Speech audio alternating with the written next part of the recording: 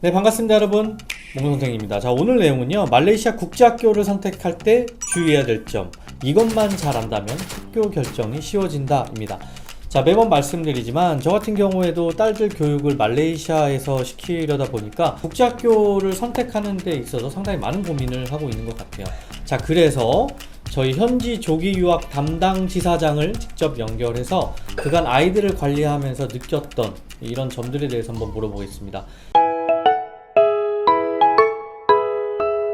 네, 안녕하세요, 원장님. 네. 이번에는 말레이시아 국제학교 선택할 때 주의할 점에 대해서 알려드리려고 하는데요. 준비되셨죠? 네, 제가 지금 13년 동안 거주하면서 이제 아이를 관리했던 경험을 토대로 5가지 정도 말씀을 드리려고 합니다.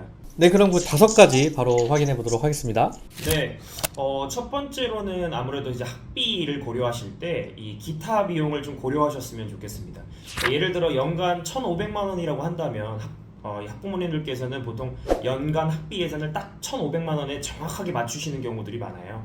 근데 이제 수업료 이외에 이제 여러 가지 기타 비용이 있을 수 있습니다. 뭐 교과서를 구매한다거나 스쿨버스 아니면 방과 후 활동 아니면 뭐 점심 식사 비용이라든지 이 수업료에 포함되어 있지 않은 기타 비용들이 많습니다. 그렇다 보니까 이 수업료 이외에 한 200만 원에서 300만 원 정도는 연간 지출을 생각을 해주셔야 되고요. 그래서 이제 학비는 예산의 한 7, 80% 정도 선에서 이제 고려하시는 거를 권유드리고 있습니다. 네, 사실 이 유학 갈 때 그 대부분 학비하고 생활비 정도만 계산을 하다 보니까 막상 떠나서 뭐 사교육비도 들어가고 뭐 여러 가지 비용들이 실제 현장에 있다면 많이 발생하잖아요. 그래서 이런 그 비용적인 부분을 고려할 때 좀 예산을 좀 넓게 잡으셔서 한 단계 넓게 잡으셔서 국제학교를 선택하시길 바라겠습니다. 또 다음 어떤 점을 주의해야 될까요? 네, 다음으로는 학교 위치를 좀 고려해 주셔야 될 것 같습니다.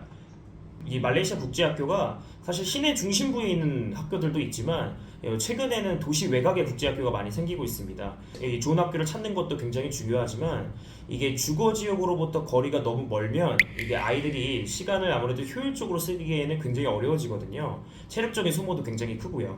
뭐 거리가 예를 들어서 멀면 학교 스쿨버스를 이용하게 되는 경우들이 많은데 뭐 예를 들어 택시나 자가용을 타면 한 20분 정도 걸릴 거리를 이 스쿨버스를 타게 되면 1시간 정도 걸리는 경우도 있습니다.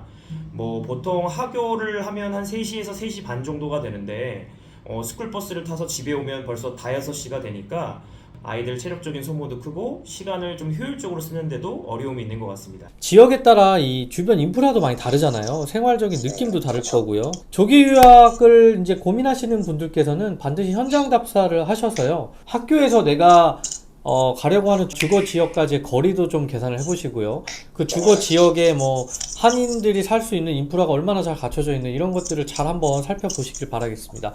네, 또 다음 주의점 부탁드릴게요. 네, 다음으로는 제가 생각했을 땐 이 조기역 시기에 따라서 적합한 학교를 결정하는 게 중요해 보입니다.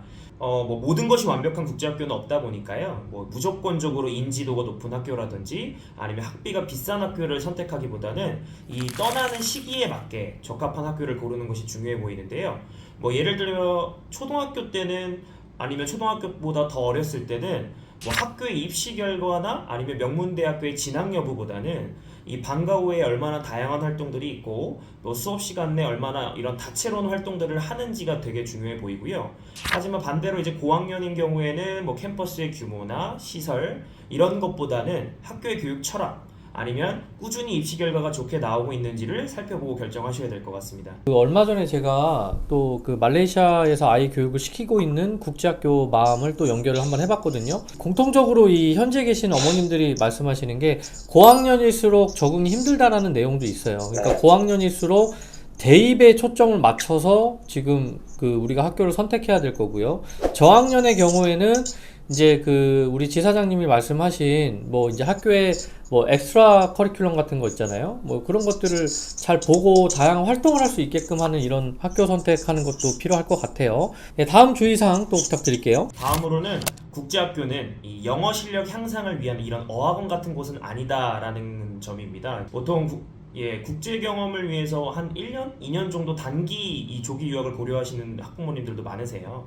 물론 이제 그 부분도 굉장히 장점이 많은 선택이시지만 사실 국제학교를 다니다 보면 영어만 배운다기보다 영어로 교과 과목 공부를 주로 해야 됩니다. 뭐 과학이 됐든 역사가 됐든 지리 과목이 됐든 이 영어로 공부를 해야 되거든요. 그래서 영어로 외국 사람들과 잘 소통할 수 있는지랑과는 좀 다른 문제라고 생각이 듭니다. 영어 실력이 부족하게 되면 교과 과목 수업을 따라가기 어렵고 그럼 성적도 좋지 않게 되고요.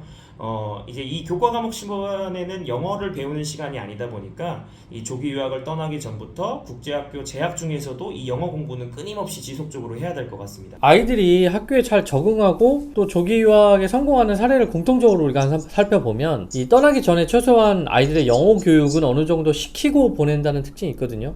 그래서 이 부분도 염두를 꼭 해두셔야 될 것 같고요. 네, 마지막 주의사항 부탁드릴게요. 마지막으로는 뭐 학교 홍보성 글이나 아니면 이제 학비의 프로모션 정보보다는 뭐 학생들이나 학부모님들의 후기를 좀 참고해 보시는 방향이 좋을 것 같아요. 이게 뭐 사진이나 글로 이게 간접적으로 학교에 대한 정보를 알아보는 것도 좋습니다. 근데 이제 실제로 다녀봤던 학생들이나 아니면 학부모님들의 후기만큼 이게 그런 생생한 정보는 없을 겁니다. 이게 원어민 선생님 비율이 높다고 또는 학교 시설이나 기숙사 시설이 최신식이라고 실제로 많이들 홍보를 하지만 실제로 다니고 있는 학생들과 대화를 나눠보면 뭐 원어민 선생님들 비율이 그렇게 높지 않다거나 아니면 학교 시설이 그렇게 좋지 않은 경우들도 종종 있습니다. 그래서 사실 제일 좋은 건 아까 원장님 말씀하셨던 것처럼 뭐 학교 답사를 직접 가보셔서 학생들이 어떻게 수업하고 있는지 직접 눈으로 보고 그 분위기를 느껴보신다면 아마 국제학교를 선택하시는데 좀 더 도움이 되지 않을까 생각합니다. 네, 그래서 저희 몽선생에서 추구하고자 하는 게 무조건 현지 출신 그리고 현지 경험자가 상담하는 것을 또 원칙으로 하고 있죠. 이게 정말 더 중요하다고 저는 생각합니다. 네, 아무튼 강 팀장님 여러 가지 알려주셔서 너무 감사드리고요. 다음에 또 다시 연결하도록 하겠습니다. 감사합니다. 네, 감사합니다. 네, 지금까지 저희 말레이시아 조기 유학 담당 현지 지사장의 얘기를 쭉 들어봤고요. 말레이시아 국제학교 입학 수속이나 상담 필요하신 분들 저와 현지 지사장이 양방향으로 양쪽에서 한국과 말레이시아에서 보다 상세히 알려드리고 점검을 해드리고 있으니까요. 언제든지 문의 주시길 바라겠습니다. 네, 오늘 내용 여기까지고요.